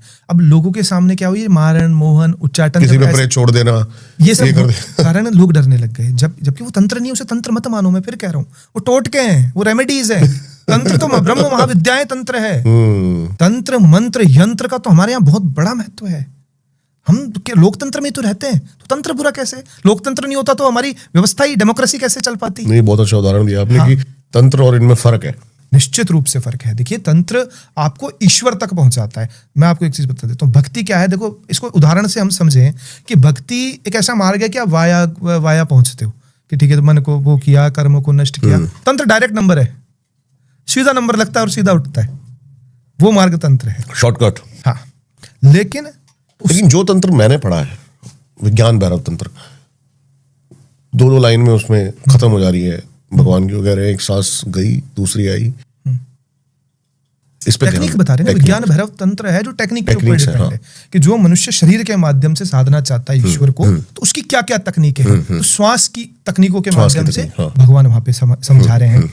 आप श्री विद्या अर्णव तंत्र पढ़ेंगे तो वहां पर अनुष्ठान के माध्यम से समझाएंगे, लक्ष्य अर्चना क्या है, कोटि अर्चना क्या है, षोडशी पूजा क्या है, महापूजा क्या है। महागणपति के बारे में कोई तंत्र वाले बोलते हैं? हाँ, वो अभी मैंने पढ़ा था कुछ, गणपति जी का वो स्वरूप, महागणपति जो सबसे बड़ा स्वरूप गणपति के अंदर, महागणपति के अवतार गणेश हुए बाद में। अब श्री विद्या के मैंने कई लोग देखे जो सीधा पंचदशी जपते हैं, सीधा षोडशी जपते हैं, और महागणपति का, तो महागणपति के अलावा बिना श्री विद्या हो ही नहीं सकती। हाँ, तो ये गुरु परंपरा के माध्यम से प्राप्त करने वाली विद्याएं हैं, जो बिना गुरु परंपरा के, बिना आचार्य परंपरा के तंत्र के अंदर कोई रेमेडीज कर रहा है या कहीं शमशान से कुछ सीख साख लिया, उसका कोई कुछ प्राप्त होने वाला उसको नहीं है। थोड़े बहुत वो चमत्कार जादू दिखा सकता है, लेकिन वो आत्मा को नहीं साध पाएगा, किसी का कल्याण नहीं कर पाएगा, किसी के जीवन के अंदर परमात्मा की भक्ति नहीं ला पाएगा, उसको शरणागत नहीं कर पाएगा, तब तक अध्यात्म का कोई महत्व नहीं है। और आप किसी को थोड़ा सा तकलीफ पहुंचा भी दोगे तो दुगनी तकलीफ आपको निश्चित रूप से आएगी। ये विधान है शास्त्रों का कि अवश्यमेव भोक्तव्यम कृतम कर्मम शुभाशुभम। तुम ये तंत्र भी कर रहे हो तो ये भी कर्म की श्रेणी में आ रहा है, ये भी भोगना पड़ेगा अगर तुम गलत दृष्टि से इसको करोगे। इसीलिए तंत्र को शंकराचार्य जी कितने बड़े तांत्रिक थे, जब वह कह रहे थे कि ब्रह्म ही सब कुछ है, अहम ब्रह्मास्मि सर्वखिलविदं ब्रह्मम तत्त्वमसि, है ना, महावाक्य जो शंकराचार्य जी ने कहे, तो तब तक वो शाक्त धर्म को नहीं मानते थे। लेकिन जब शाक्तों से उनका शास्त्रार्थ होना था, वो कहीं जा रहे थे और उनकी तबीयत खराब हो गई, वो बीच में रुक गए, तब एक महिला छाछ की एक चरी लेकर वहां से जा रही थी, शंकराचार्य जी से उठा भी नहीं जा रहा था। शंकराचार्य जी बोले, माई मुझे छाछ पिला। बोले ब्रह्म से पी ले। बोले क्यों, उठ के पी ले। बोले नहीं, शक्ति नहीं है। बोले क्या नहीं है? शक्ति नहीं है। तो तू तो कहता था ब्रह्म ही सब कुछ है। तब शंकराचार्य जी ने सौंदर्य लहरी का निर्माण वहां पर किया और भगवती त्रिपुर सुंदरी की वहां पर उपासना की और कई ग्रंथ लिखे श्री विद्या के ऊपर। और आज कोई कितनी भी परंपरा हमारे देश के अंदर चल जाए, लेकिन सभी को तर्क में हराने वाली एक ही परंपरा है शंकराचार्य। शंकराचार्य जी ने ही जैन, बौद्ध, चाहे कोई भी हो सामने, सबको परास्त किया है तो केवल शंकराचार्य जी ने किया है। तो प्रामाणिक रूप से जो हमारे पास अध्ययन है वो आदि गुरु शंकराचार्य जी का ही मान्य है भारत में, जिन्हें विश्व गुरु कहा गया है, जगत गुरु कहा गया है, जगत गुरु शंकराचार्य। देखो बाद में बहुत बन गए जगत गुरु स्वयंभू, मैं उनकी नहीं कहता, स्वयं से स्वयं बन जाओ, लेकिन हमारे यहाँ उपाधि तो केवल शंकराचार्य की, जगत गुरु की। अगर आप तर्क के अंदर अन्य मार्गों को परास्त कर देते हो तो आप जगत गुरु कहलाने के लायक हो, कि जब आपने सिद्ध कर दिया कि नहीं भाई तुम जो कह रहे हो वो मार्ग ठीक नहीं है, जो ये मार्ग है वही सत्य है, तो वो शंकराचार्य जी का ही हमारे यहाँ पर सिद्ध हुआ है। तो लोगों को इसको भी समझना चाहिए। रोज नए नए मार्ग निकल जाते हैं, लोग नए नए स्वयं घोषित जगत गुरु। यही मेरे दिमाग में चल रहा है कि जैसे हम अब बुद्धिज्म की बात करें तो वहां पे मेडिटेशन, ध्यान पे बहुत ज्यादा जोर दिया गया है। ओशो भी इसी प्रवृत्ति को ज्यादा जोर देते थे कि ध्यान, सांसों पर केंद्र, यही परमात्मा है उनके लिए। हमारे यहाँ जैसे हवन, रिचुअल्स, पूजा पाठ, तो है क्या जो बच्चे फंसे ना, यूथ फंसे ना हमारा। मैं एक चीज बताऊं, ध्यान आपके स्ट्रेस मैनेजमेंट के लिए अच्छा है कि आप उसमें स्ट्रेस को मैनेज कर सकते हैं भौतिक स्तर तक, क्योंकि ध्यान लगना अब संभव नहीं है। ध्यान जो विधि थी वो सतयुग की थी। सतयुग के अंदर प्रभु ध्यान से रीझे, तब प्रभु ध्यान से रीझे, क्योंकि व्यक्ति के पास बहुत समय होता था, इतना कोतूहल नहीं था, वन थे, सब कुछ थे, तो व्यक्ति स्वयं को जान पाता था। अब हम कलयुग पे आ गए, हमने न जाने कितना संसार इकट्ठा कर लिया। मतलब 4 युगों के अंदर हम थे, सतयुग में भी थे, हम द्वापर में भी थे, हम त्रेता में भी थे, तो हमारे पास बहुत सारा संसार इकट्ठा हो चुका है जो ध्यान लगाने में बिल्कुल भी सक्षम नहीं है, क्योंकि मन और चित्त के अंदर इतनी स्मृतियां भरी हुई है, वो स्मृतियां कभी भी आपको ध्यान पर केंद्रित नहीं होने देगी। ये प्रैक्टिकल बात बता रहा हूं मैं आपको। ध्यान के माध्यम से आप स्ट्रेस मैनेज कर सकते हैं, लेकिन परमात्मा की प्राप्ति नहीं कर सकते। चाहे ओशो का मार्ग हो, देखो ओशो स्वयं बोलते थे, उसके बाद ओशो का कोई अनुयायी बताओ मुझे जिसे अनुभव हुआ हो आज संसार में, आज तक भटके हुए हैं। आज तक ओशो के अनुयायी आप देख लो, कोई लिखे सिद्धावस्था में नहीं। ओशो थे जब तक उनके आकर्षण था, लेकिन ओशो के जाने के बाद क्या अनुभव है उनके लोगों को? नहीं है। स्ट्रेस मैनेज वो लोग कर लेते हैं, खुशी से नाच लेते हैं, गा लेते हैं, ठीक है, यहां तक बढ़िया है। बौद्धिज्म को आप देख लो, विपासना जो इनकी बुद्ध की जो प्रक्रिया थी, उसके माध्यम से ठीक है, ये छोटी मोटी सिद्धि को भी प्राप्त कर लेते हैं, सब कुछ कर लेते हैं, लेकिन परमात्मा को प्राप्त करने वाला कौन यहाँ पर मिला? जड़ को चेतन करने वाला उदाहरण तो यहाँ पर प्रहलाद और नरसिंह का यही है, जहां जड़ में से भी चेतन प्रकट हो जाता है, कण कण में परमात्मा है। वो सनातन बताता है। जब एक भक्त के लिए खंबे में से भी नरसिंह भगवान प्रकट हो जाते हैं, तो वो तो कोई तपस्या नहीं कर रहा था, वो तो कोई ध्यान नहीं कर रहा था, वो शरणागत था। पूर्ण विश्वास का खेल है। देखो सारे मार्ग है ना आपको विश्वास दिलाने के लिए, बस बार बार ये बताने के लिए है कि उसके सिवा कुछ नहीं है, वही तुम्हारा, तुम उसके हो। बस तुम्हारा सबसे प्रिय सखा है, वो तुमसे सबसे ज्यादा प्रेम करता है। हर मार्ग का अंतिम लक्ष्य यही है। हनुमान जी लंका क्यों गए थे? सीता जी का पता लगाने? नहीं, सीता जी का तो पता संपाति जी ने बता दिया था कि यहां से दिख रही है अशोक वाटिका में बैठी है, तो पता लगाने क्यों गए थे? नहीं, वो विभीषण को हिम्मत देने गए थे, तू चिंता मत कर, भगवान निश्चित आएंगे, घबरा मत, इन राक्षसों के बीच तू चिंता मत करना। क्योंकि वो उन सारी नेगेटिविटी के अंदर भी विभीषण भगवान का भक्त था। इसीलिए देखो आज हम सगुण रूप में जो निर्गुण की उपासना आप कर रहे हो ना, निर्गुण तो है ही, वो तो तत्व, उसमें तुम्हें क्या जानना है? अच्छा निर्गुण को तुम क्या जान लोगे? एक बात बताओ, वो तो ऊर्जा, वो तो है ही, वो तो तुम छूटोगे तो निर्गुण ही हो। लेकिन ये इंद्रियां क्यों मिली है? कि सगुण का आनंद लेने के लिए। रस का आनंद लो, प्रेम का आनंद लो, लीलाओं का आनंद लो, कथाओं का आनंद लो, आनंदित हो जाओ। इसीलिए तो तुम्हें ये मनुष्य शरीर मिला है। अब सगुण शरीर के अंदर मनुष्य बात कर रहा है निर्गुण पर ब्रह्म परमात्मा की। अरे निर्गुण तो है ही, वो तो तत्व है। निर्गुण तो तत्व है, रॉ है। रॉ का तुम क्या करोगे भाई? वो तो रॉ ही है। रॉ को जान के तुम क्या कर लोगे? बिल्कुल सही, मैं समझ सकता हूं। जानना सगुण को है, उपासना उसकी करनी, आंखों से दर्शन करने, ये लक्ष्य बनाओ कि रहते रहते आंखों से दर्शन करने कृष्ण के, दर्शन करने राम के, दर्शन करने भगवती के, उनकी गोद में बैठना, उनको प्राप्त करना है। ये लक्ष्य होना चाहिए अध्यात्म का। कैसे हो सकता है? शरणागति कर दो, पूर्ण रूप से भक्ति करो, नाचो, गाओ, हृदय से सारे संसार से विश्वास हटा के केवल उन पर आश्रित हो जाओ। आश्रित ही तो होना है, कुछ कठिन मार्ग तो बता ही नहीं रहा मैं, सिर्फ आश्रित होना है। वो नहीं हुआ जा रहा व्यक्ति से। कोई रिचुअल्स, रोज 1 लोटा जल चढ़ाना, तुम्हारी इच्छा है, हृदय से मन प्रसन्नता होती तो 1 या 50 लोटे चढ़ाओ, नहीं होती तो मत चढ़ाओ। नहीं मन में नहीं है, और बस सही चलता रहा, सब इसलिए चढ़ा रहे हैं। अरे नहीं, सही तुम्हारा कर्मों से चलेगा। देखो भौतिक संसार में जो है ना, वो प्रारब्ध के फल हैं, वो इसमें अध्यात्म का कोई लेना देना नहीं है। जो तुमने कर्म किया वही तुम्हारे सामने आ रहा है, बस। हाँ, वो तुम्हें भोगना ना पड़े इसकी तुम चिंता मत करो। तुम भोग भी नहीं रहे हो, तुम्हारा ये चित्त भोग रहा है, और जब तक इसको तुमने उसमें लगा रखा तुम्हें भोग प्रतीत हो रहा है। बाकी कोई टेंशन की, चिंता की बात है ही नहीं। अंत में पता क्या पता चलेगा मनुष्य, जो मैं चिंता कर रहा था ना, वो चिंता की बात थी ही नहीं, 1% भी नहीं थी। क्या बिगड़ जाएगा तुम्हारा? आज तक ही कुछ नहीं बिगड़ा, बस ये भ्रम में फंस गया। अच्छा, कोई कहता है कि भगवान मेरे ये हॉस्पिटल में है और इनको बचा लो। अच्छा कितने दिन बचा लेगा? एक बार बच गया, फिर 5 साल बाद मरेगा, तो क्या वो लक्ष्य है? राम जी के पिताजी दशरथ नहीं मरे, कृष्ण के सामने अभिमन्यु नहीं मरा, किसने किसको बचा लिया? क्योंकि वो है ही नहीं कृपा। जो हम कृपा समझ रहे हैं वो कृपा ही नहीं है। भगवान की गोद में जटायु मर गया, भगवान बचा राम परब्रह्म परमात्मा। लेकिन क्या किया भगवान ने कि गिद्धराज के मरण पर इतने रोए राम, निज हाथों की निक्रिया पहुंचाए निज धाम। अपने निज धाम पहुंचा दी कि भाई ठीक है तुम्हारी लीला समाप्त है, तुम जाओ। तो जब भगवान का पिता नहीं बचा, भगवान के सामने भगवान का भांजा नहीं बचा, परीक्षित को बचाया ही ना उत्तरा के गर्भ के अंदर। क्यों? क्योंकि भागवत का प्रचार आगे करवाना था। अगर तुम्हारे निमित्त कार्य संसार में बचा है तो निश्चित रूप से वह परमात्मा तुम्हारी अपने आप रक्षा कर देगा। पर तुम्हारा निमित्त पूरा हो चुका है तो रहकर भी कोई फायदा नहीं है। इसलिए तुम सिर्फ अपने आप को निमित्त मान लो और परमात्मा से रोज प्रार्थना करो कि मैं तो निमित्त हूं तेरा, जो करवाना है करवा मुझसे, मैं तेरा हूं और मैं तेरा निमित्त बन के आया हूं। बस इससे ज्यादा हमारा कोई रोल नहीं है। हम कुछ भी प्राप्त कर ले वो हमारा लक्ष्य ही नहीं है।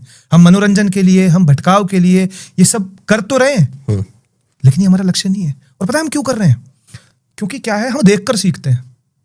हमें दिख रहा है पिछले 50 सालों से हम देख रहे हैं कि हमारे पूर्वज बिजनेस करते हैं तो पैसा आता है ना, दिख रहा है हमें, तो हम इसलिए कर रहे हैं। किसी को परमात्मा मिलते नहीं दिख रहा हमें, तो हमें विश्वास भी नहीं है, क्योंकि कोई कर ही नहीं रहा। आज मैं पूछना चाहता हूं, आप मंदिर जाते हो, कितना प्रतिशत विश्वास होता है कि भगवान मिलेगा? सुबह लोग जॉब पे निकलते हैं, पूरा विश्वास है कि सैलरी मिलेगी, मिलती भी है ना, क्योंकि उसका विश्वास सैलरी पे, ऑफिस पे। कितने लोगों को विश्वास है कि परमात्मा मिलेगा?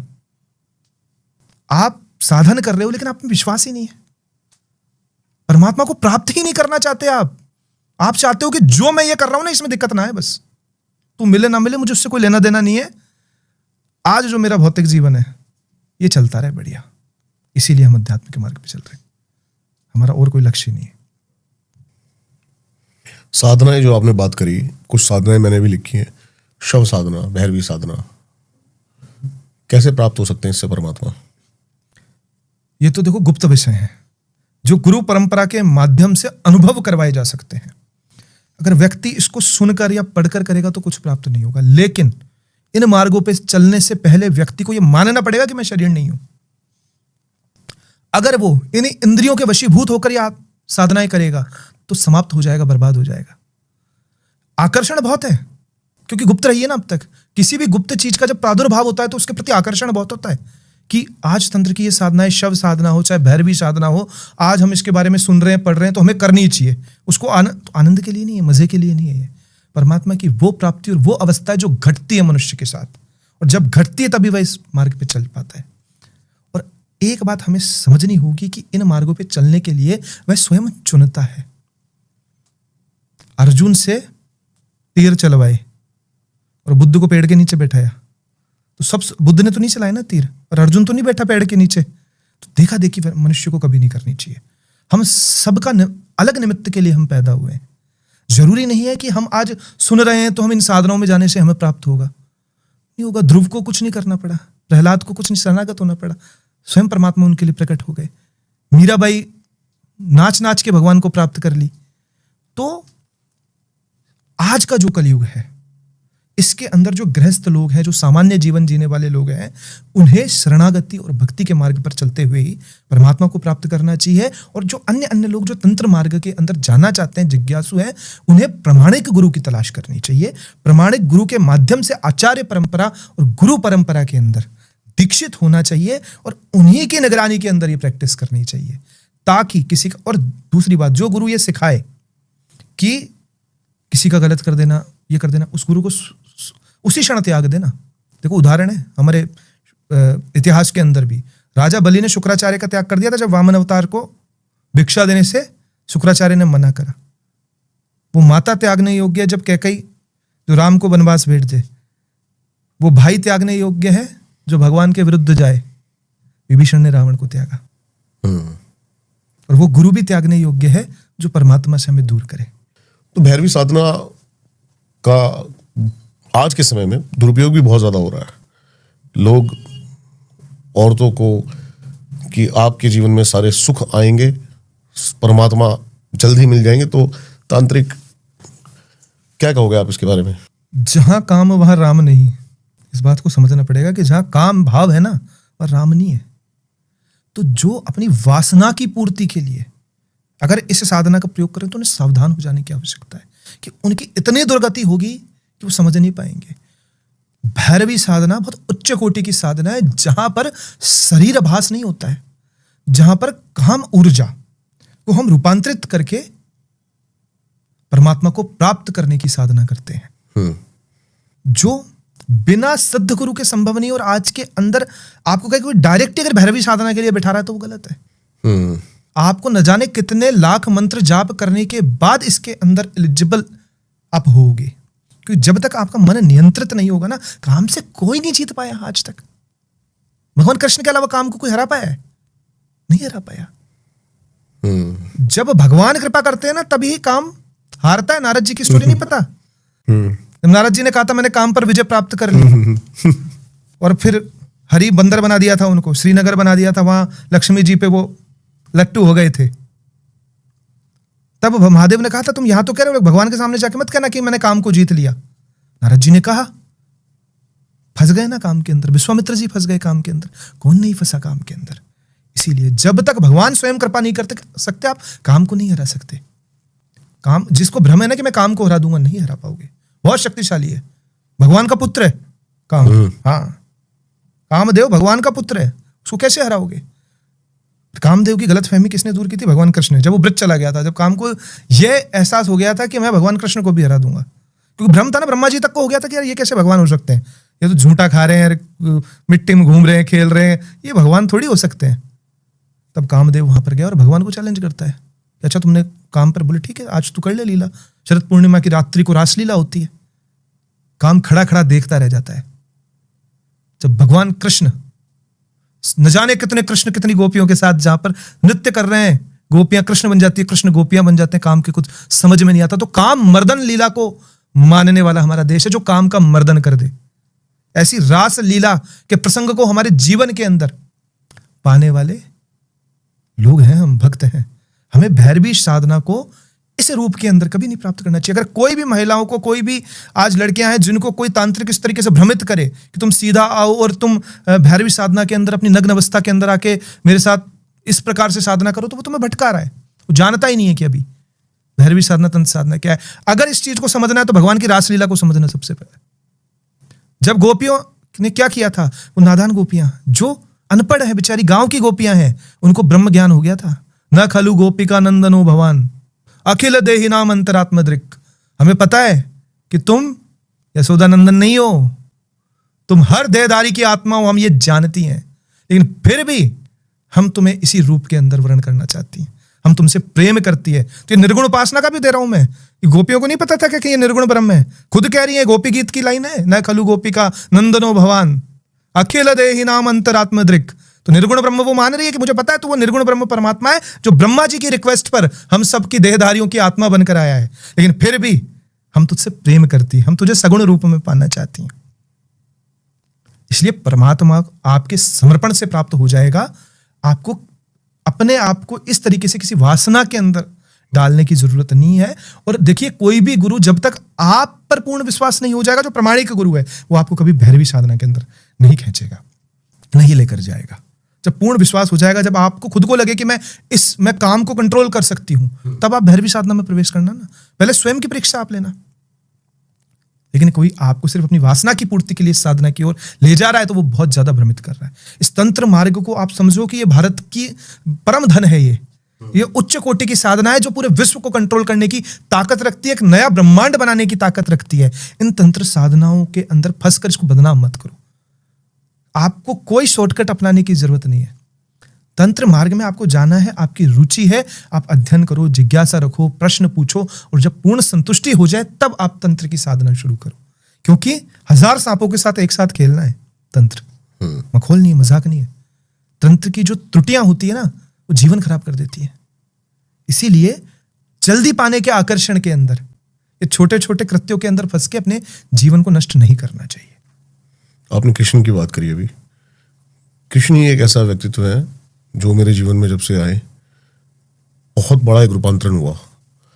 और भारत ने एक लौते अवतार को पूर्ण अवतार कहा है, वो कृष्ण है। लेकिन आज आपको नहीं लगता कि हमने बांट दिया है? सूरदास ने आंखें फोड़ ली अपनी जब कृष्ण का ये रूप देखा। वो बाल गोपाल से खुश है, लड्डू गोपाल से खुश है, लेकिन केशव कहते हैं मैं तो यौवन में नाचता हुआ पूर्ण परमात्मा ही मेरे लिए सब कुछ है। कैसे देखते हो आप कृष्ण को? देखो, मैं इसका एक 2 उत्तर मैं देना चाहूंगा। एक तो कि राम और कृष्ण दोनों पूर्ण अवतार हैं, है ना। अब इसको लोगों ने कैसे डिफाइन किया?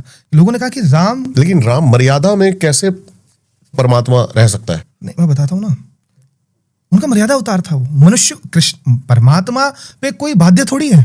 परमात्मा कैसे भी रह सकता है, वो सर्वभौम स्वतंत्र है ना। देखो, लोगों ने डिफरेंस कैसे किया, मैं ये बताता हूँ। डिफरेंस को पकड़ते हैं। सबसे पहले लोगों ने कहा कि राम 12 कलाओं से परिपूर्ण थे और कृष्ण 16 कलाओं से थे, इसलिए पूर्ण हुए। नहीं, सूर्य वंश के अंदर हुए राम। सूर्य की पूर्ण कलाएं कितनी होती है? 12, इसीलिए उनमें 12 कलाएं। कृष्ण हुए चंद्रवंश में, और चंद्र की कितनी होती है पूर्ण कलाएं? 16। तो चंद्रमा 16 कलाओं से पूर्ण होता है, तो वो भी पूर्ण है, और सूर्य 12 कलाओं से पूर्ण होता है, इसलिए पूर्ण है। तो श्री राम, श्री कृष्ण दोनों में कोई भेद नहीं है, बिल्कुल भी भेद नहीं है। मैं इसलिए आपसे पूछ रहा हूं। हाँ। हो सकता है बहुत सारे लोगों के मन में भी सवाल हो, इसलिए। हाँ। कृष्ण जो है वो आप कुछ भी कर सकते हैं वो। हाँ। आप देख रहे हो कि अभी तो ये बांसुरी बजा रहा था, अब चक्कर उठा के इसने इतने मस्तक काट दिए। राम जो है वो जानते हैं कि राम ये करेंगे क्योंकि मर्यादा में है, वो इससे बाहर नहीं जा सकते। लेकिन कृष्ण कुछ भी कर सकते हैं। कृष्ण का कोई खुद का कोई स्वर नहीं है। जैसे बांसुरी होती है ना, पोली, आप बजा दो जैसे मर्जी। एक बार क्या है, भगवती सती और महादेव ऊपर चर्चा कर रहे थे और सती को लगा कि ये राम जो है ना, क्योंकि अलग अलग कल्प हुए हैं, अलग अलग कल्प में रामायण हुई है, अलग अलग कल्प के अंदर भगवान कृष्ण का अवतार हुआ है। तो एक कल्प के अंदर जब सती थी, वो भगवान महादेव के साथ इसी संशय पर बात कर रही थी जो प्रश्न आपने अभी किया ना कि राम भगवान कैसे हो सकते हैं, तो एकदम मर्यादा में। ये सेम प्रश्न सती का था महादेव से। तो बोले मुझे तो नहीं लगता कि अपनी पत्नी के विरह में रो रहे हैं, ये कैसे भगवान हो सकते हैं। तो सती ने बनाया रूप अपना सीता का और जाकर राम के सामने खड़ी हो गई। राम ने देखते ही कहा कि आओ भगवती सती, महादेव नहीं आए क्या? तब सती को वहां पर एकदम से कि आपने मुझे कैसे पहचान लिया? तब भगवान ने बोला कि तो लीला चल रही है, आपको तो महादेव ने सब कथा सुनाई थी। राम तब सती वापस महादेव के पास गई कि क्यों, क्या हुआ?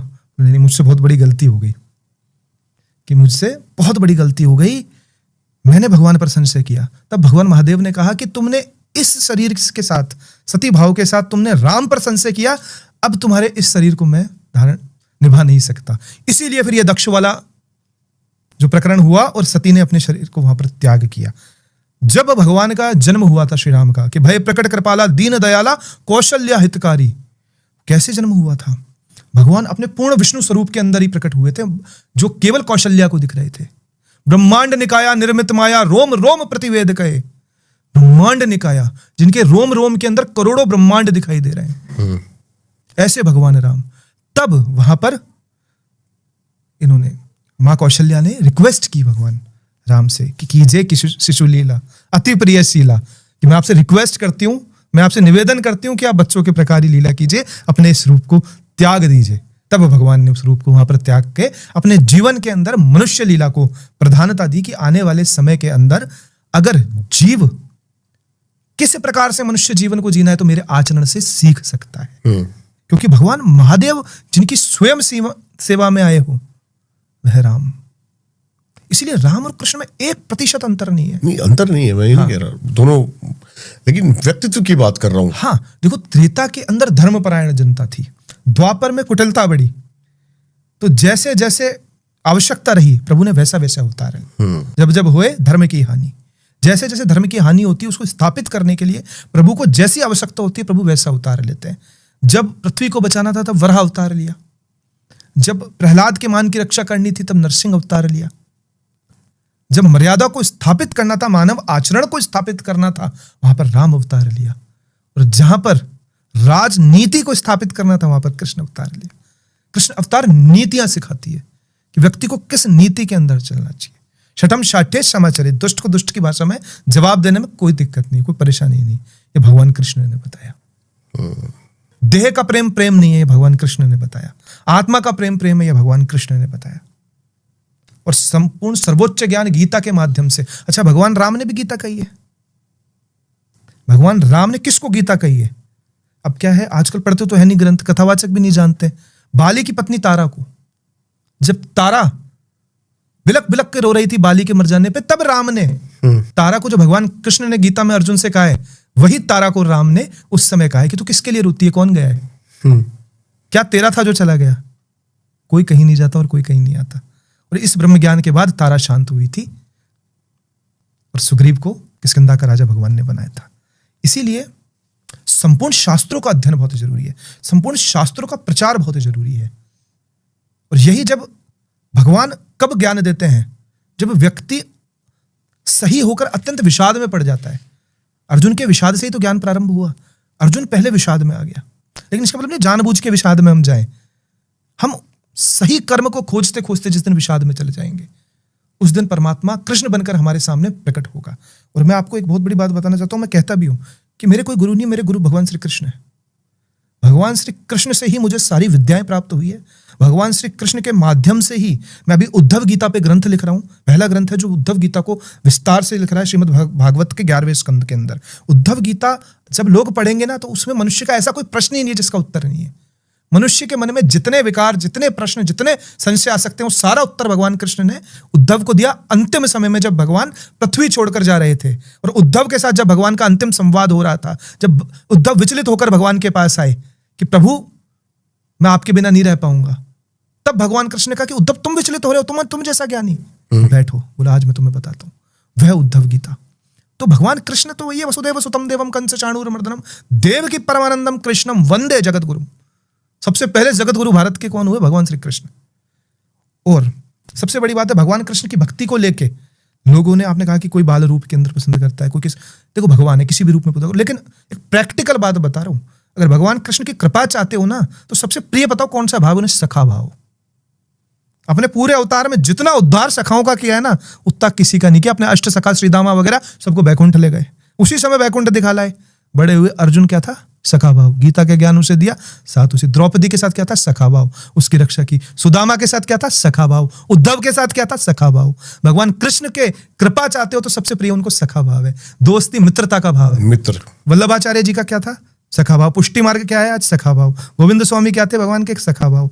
तो भगवान का सखा भाव, भगवान कृष्ण की जो भक्ति करते हैं उन्हें भगवान के साथ सखा भाव से रहना चाहिए, दोस्त भाव से रहना चाहिए। और जो राम जी की भक्ति करते हैं उन्हें दास भाव से रहना चाहिए, क्योंकि राम जी को दास भाव प्रिय है, जैसे हनुमान जी रहे।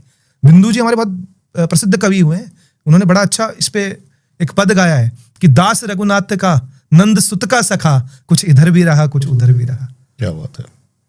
तो भगवान कृष्ण के साथ सखा भाव से रहो तो आनंद आएगा। मित्रता के भाव में हम सब कुछ कह सकते हैं, शेयर कर सकते हैं, और उनका स्वभाव भी ऐसा है कि सखा भाव में वो निश्चित कृपा करेंगे।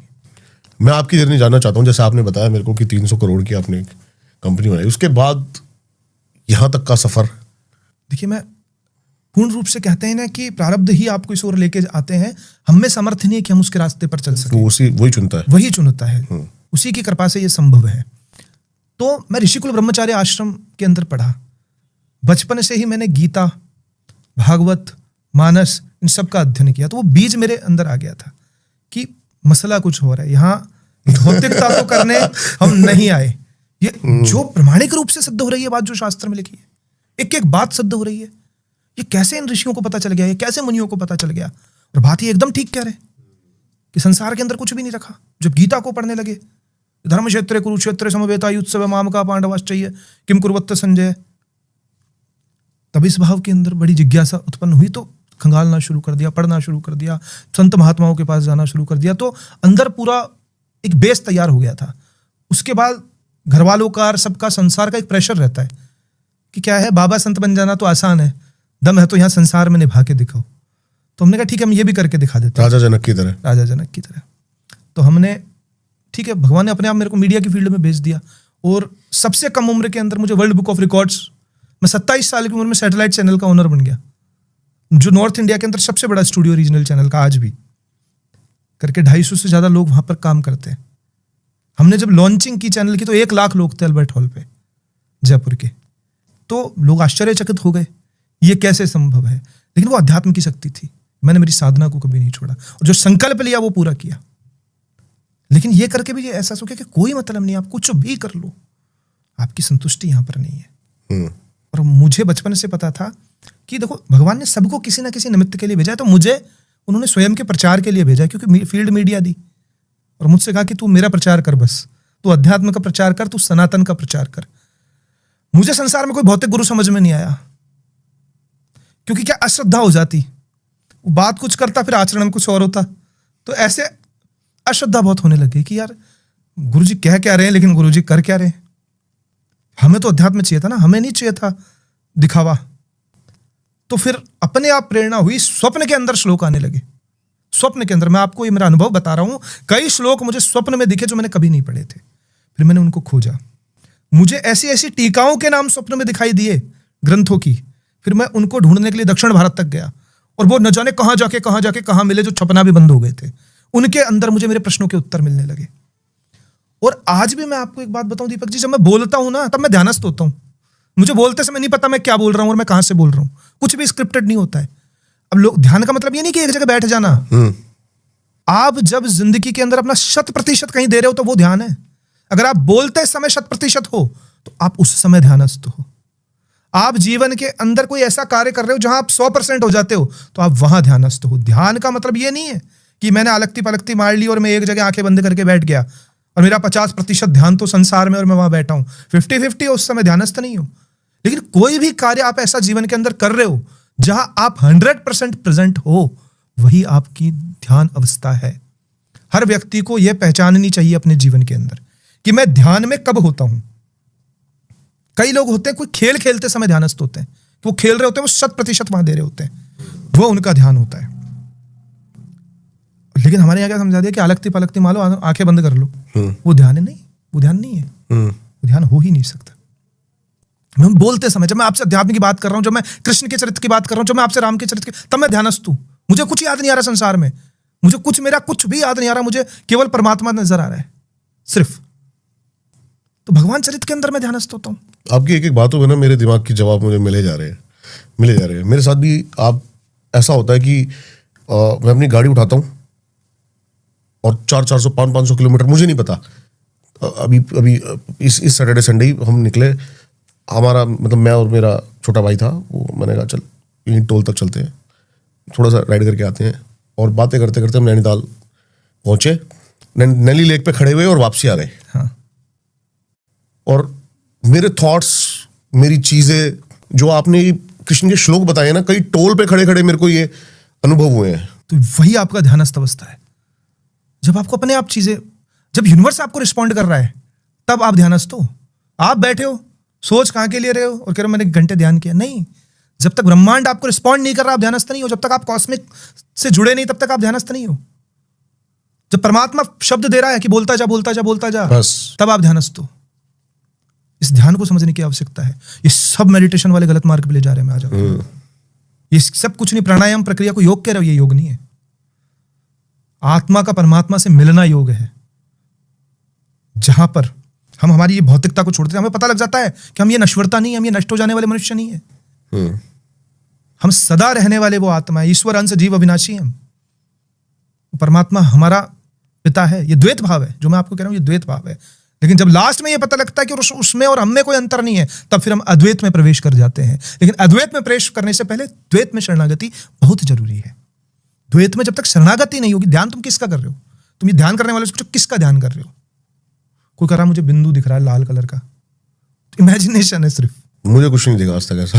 नहीं, कई कहते हैं ना, बहुत देर ध्यान में बैठा हूं और मैं फंसा ही हूं जब ध्यान में बैठा हूं। फंसेगा ही व्यक्ति। ये लोगों ने आधा अधूरा सुन लिया ज्ञान। और बहुत सारे आप देखोगे ऋषिकेश के अंदर मेडिटेशन सेंटर खुल गए, कहीं भी मेडिटेशन सेंटर खुल गए। बेचारे विदेशी, वो जीरो कुछ जानते हैं नहीं, उनको बुलाते हैं, मोटी मोटी फीस लेते हैं, उनको अलगती पलगती मार के बिठा देते हैं। मत बोलिए सर, मैं अभी खोल रहा हूं मेडिटेशन सेंटर। नहीं, मैं आप सही उद्देश्य के साथ खोलो ना, सही मार्ग पर लेके जाओ, शांति का अनुभव कराओ, एक्चुअल शांति का अनुभव कराओ आप। तब निश्चित रूप से देखो, मेडिटेशन सेंटर खोलना बुरी बात नहीं है, लेकिन जो ध्यान सेंटर मैंने अभी तक देखे हैं, उसके अंदर तो मुझे आनंद की प्राप्ति कहीं दिखी नहीं। अभी मेरा है कुछ प्लान, और मैं अभी तक 16 से 17 मेडिटेशन सेंटर भटक चुका हूं। सीखना चाहता, अभी मैं देख रहा हूं कि क्या। सबसे बढ़िया तरीका मैं बताता हूं कि व्यक्ति को यह पहचान करा दो कि तेरा ध्यानस्थ पॉइंट क्या है। तू कब सबसे ज्यादा ध्यान में होता है, तू अपना 100% कब देता है, तो उसी समय परमात्मा को प्राप्त कर सकता है। जो ओशो ने संभोग से समाधि तक जो कहा है ना, उसके अंदर भी एक ये पॉइंट है, व्यक्ति संभोग के समय भी 100% संसार को बोल चुका होता है। बिल्कुल सही, वो शून्य पे होता है। तो उस समय अगर वो कनेक्शन से जुड़े तो वो परमात्मा को अनुभव कर सकता है। और परमात्मा का अनुभव ही परम शांति है। जब सत्य का अनुभव होने लगता है ना व्यक्ति को, तो सारी अशांतियां अपने आप मिट जाती है, अपने आप मन के भ्रम मिट जाते हैं।